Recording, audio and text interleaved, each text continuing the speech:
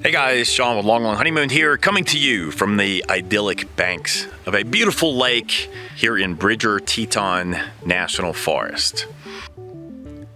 The sun is setting here at the lake, and it is indeed beautiful. In this video, I'm going to tell you a story about something that happened to us recently in the hopes that it will never happen to you.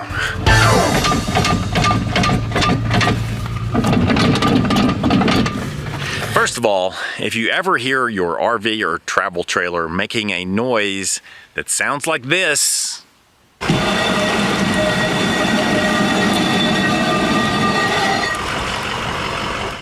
yeah, that noise, stop whatever you're doing.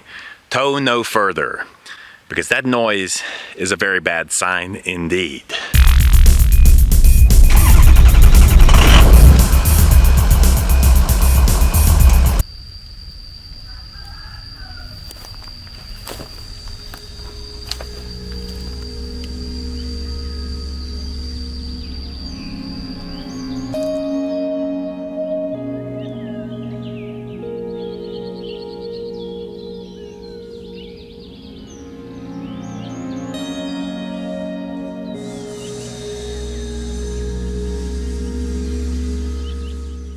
As I previously mentioned, earlier this year, Christy and I took a trip around the world that lasted more than 3 months. We got back home, we hitched up our RV rig and headed west. I have absolute confidence in you. You're tan, rested, and ready. You guys know that we typically do not do much planning, and we typically meander when we travel. Well, this time we did things a little bit different. We had our sights set on getting to this northwest corner of Wyoming as quickly as reasonably possible. So we did a lot of long days of driving. We did a lot of asphalt camping, if you know what I mean,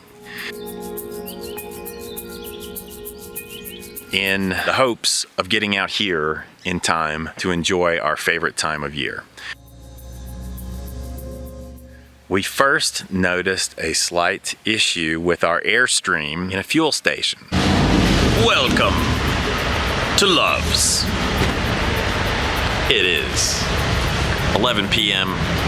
So we've been towing for the last 2.5, 3 hours. It was time for a fuel stop. You know, I kind of like driving at night. There's less traffic, and we haven't really encountered much active road construction, so we've been making good time. Driving at night is a little more relaxing to me. It's just less stressful. If you're night owls like we are, towing at night is kind of the way to go. I was taking a left-hand turn into the fuel station, and my wife thought she heard an odd sound coming from our trailer axles. It just sounded like an odd grinding noise, and it seems strange because, as many of you will remember, last year we got brand new axles on our Airstream. So here's a look at our old original 2003 Airstream axles. These axles have been all over North America, but next they're going to be moving on to a new life working on a farm. These axles will be repurposed on some sort of hay wagon or trailer and will be used on a farm here in California. Yes, our Airstream is pushing 20 years old, and last year we decided to take the plunge and upgrade to brand new Dexter axles. We special custom ordered those axles and had them delivered to Vinny's North Bay Airstream Repair in Wilton, California. And these axles are shipped complete from the factory. In other words, they come complete with not only the axle, but the wheel hubs, the brakes. Everything is already packed with grease, and you should be good to go for a good 5,000 to 10,000 miles before they require any servicing. So it just seemed really strange that we would be having any kind of issue with our axles. Well, we arrived in Grovant Campground in Grand Teton National Park and really had a wonderful time camping there.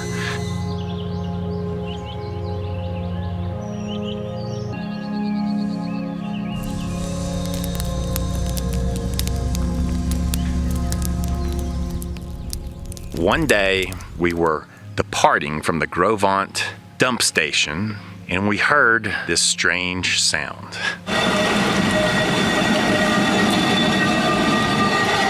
So after recording that terrifying video, we backed our trailer back into its campsite at Grovant and resolved to get to the bottom of the issue. Next morning, my wife dragged me out of bed and we did something that is sort of an annual tradition for us here in the Tetons, and that is to go to the Chapel of the Transfiguration.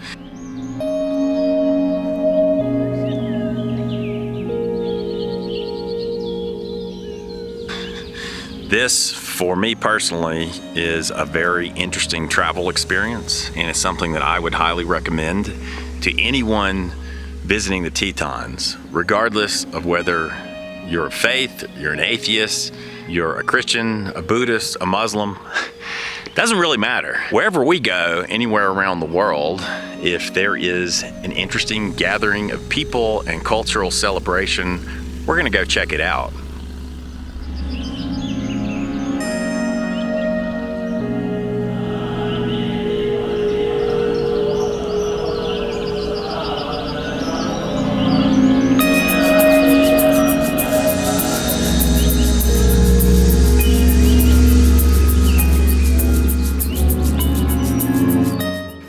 I'll talk more to that point in a moment. So anyway, this day, after we wrapped up at the Chapel of the Transfiguration, we ran into a couple of Long Long Honeymoon subscribers, Alan and Wendy from Washington State. And later that day, we all went back to the campground. We're at our campsite and we're getting ready to work on this troublesome wheel. Well, I had gotten a message at Grovant from a fellow named Vince. Vince told me he had heard we were in town, so Vince dropped by our campsite and we started chatting. And I just casually mentioned to Vince that we would probably be taking the wheel off to get to the bottom of the problem, or at least try and figure out what was going on. That's when Vince jumped into action. You didn't know you were going to be on an episode of Long Long Honeymoon when you showed up No, here, I did you? did not. He said, "Hey, I've got the tools, I've got the knowledge. Would you like for me to pop that wheel off your trailer and we'll see what's going on in there?" And so we did.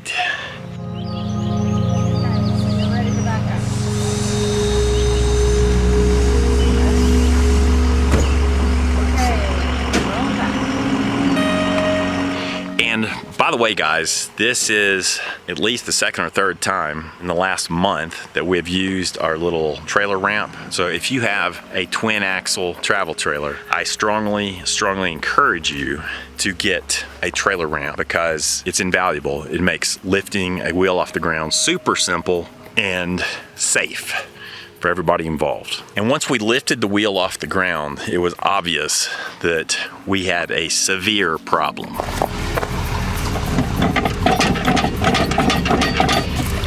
So this is without loosening any lug nuts. Get that?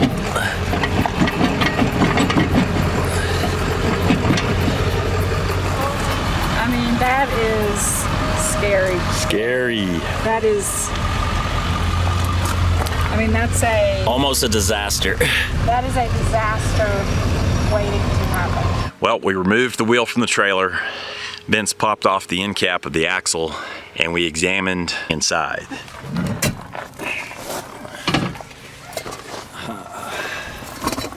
The big reveal. Right here.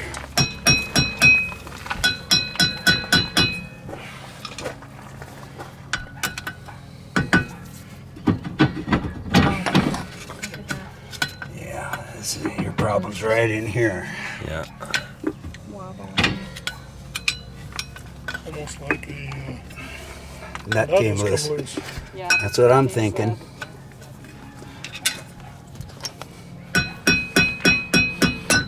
Yep, there it is.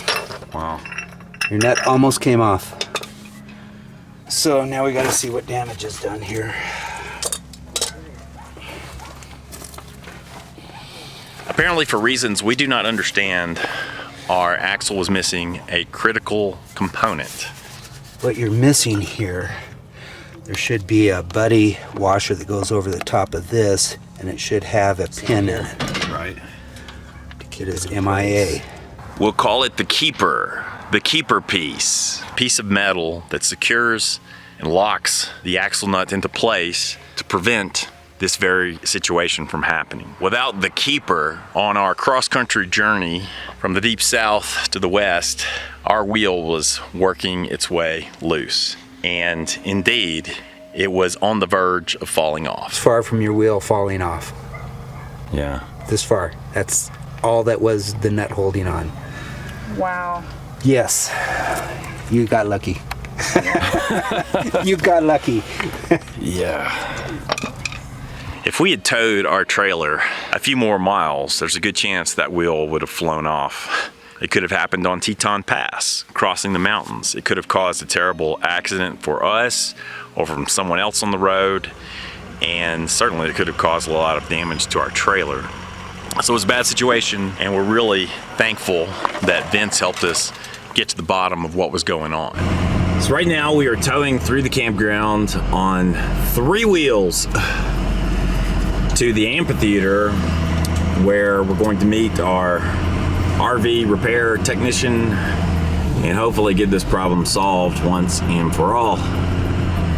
So we were very fortunate that in the town of Jackson, there's a fellow called Dr. RV. His name is Bob, and he was absolutely great. We called Bob, he came out the next day on Monday, and he took care of our issue. Yeah. Yep. Keeper was missing. Fortunately, we were able to find the parts that we needed in the town of Jackson that fit our axles, and Bob repaired it. And I would highly recommend his services if you ever find yourself in this area in need of knowledgeable RV repair. Talk to Dr. RV, talk to Bob.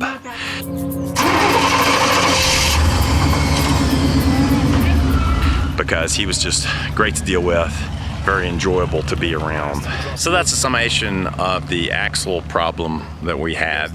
I mean, if you have older RV gear, you kind of expect to have a few issues with the older components, but it was a surprise to have such a problem with a brand new component. We still haven't really figured out what happened here. We know that the axles were shipped complete to Vinny's, and that Vinny simply bolted the complete axle assembly onto the trailer. So we think that something happened on the factory level and that the axles were not built to spec. Someone at the factory apparently omitted that important fixer component to the axle. So, moral of the story, if you ever hear your trailer making any kind of noise like that, stop, get it off the road, and get to the bottom of what is happening.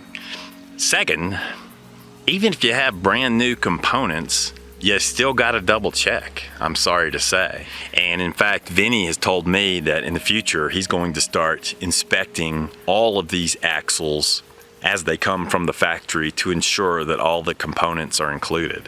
You know, I really hate to be bringing you these stories of all the stuff going wrong with our rig, but on the other hand, it's the truth. It's real life, and it's gonna happen to you from time to time when you're out there on the road. Don't let a problem with your gear affect your mental outlook and your enjoyment, because I think it's super important to acknowledge that from time to time, you're going to have a few issues, roll with it. Secondly, you know, when Christy and I went to that Chapel of the Transfiguration, the theme of the day was kindness. And the minister just gave this long talk about kindness and the importance of kindness and giving to others who are in need. Now, on one hand, that seems like kind of an obvious message.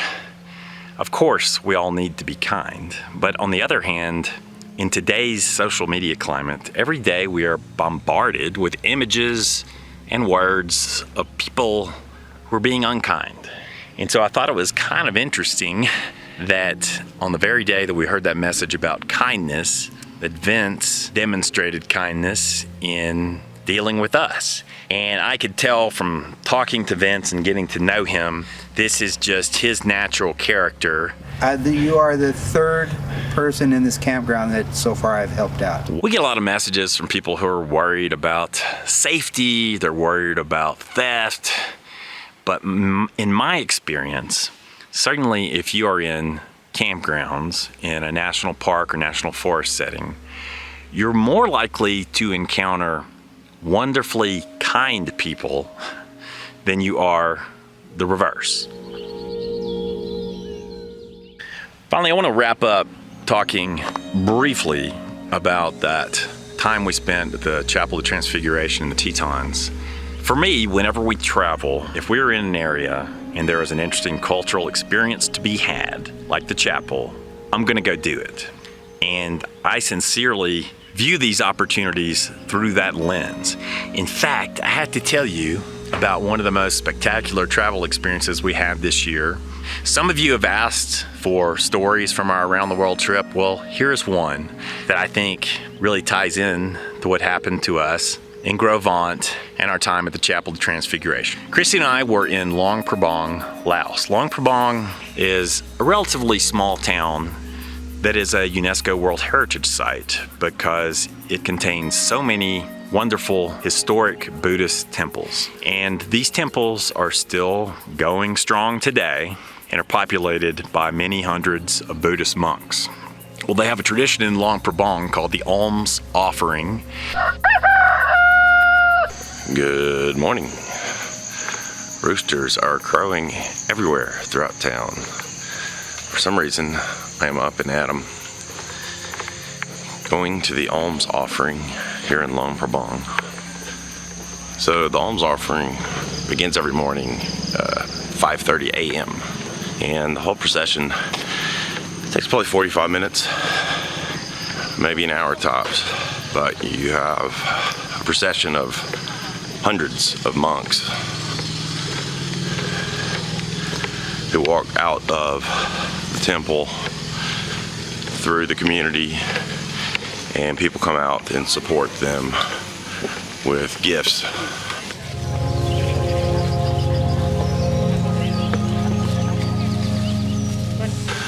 Of rice, crackers, also sometimes money, I've noticed.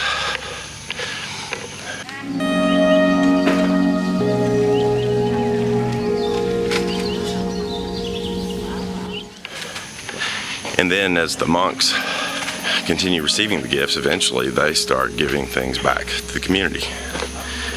So they will start handing things back out of their bowls. It's a very interesting tradition that appears to go rain or shine here in Luang Prabang. So basically these monks are walking along the street. Each monk is carrying a bowl, and the Buddhist faithful are sitting alongside the street, and they hand over rice, crackers, cookies, and so forth, which are intended to be the monk's daily bread, so to speak, that the monk would live off throughout the day. And then something else I noticed in the alms offering is that as the monks continue through the procession and their bowls become full, they begin sometimes passing items back to the crowd, the people in the crowd. Now, the message of the alms offering, of course, is about kindness, and it's about generosity, and it's about being giving. The monks receive kindness from the crowd, and the monks in turn do kindness towards the crowd. So I thought it was super interesting how the alms offering in Luang Prabang and the message we received at the Chapel of the Transfiguration kind of aligned, very similar. And then you got Vince out there showing us how it's done in the real world. So I was very hesitant to even bring up some of these experiences, but a lot of you have asked for us to share some of this content that we acquired during our trip around the world. So we're doing so. Now you have to admit, this is probably the only place on the interwebs where you're going to get axle problems, Buddhist alms offering rituals, and come and go sweatshirts. But that's Long Long Honeymoon in a nutshell. So let's say, guys, a big shout out of thanks to Vince and his special assistant Duke for their help in getting to the bottom of this axle problem. And all this just because I wanted to meet you guys. Yeah. Aren't you glad you came over? Yeah. Vince is like, whatever you do, never talk to them. Yeah.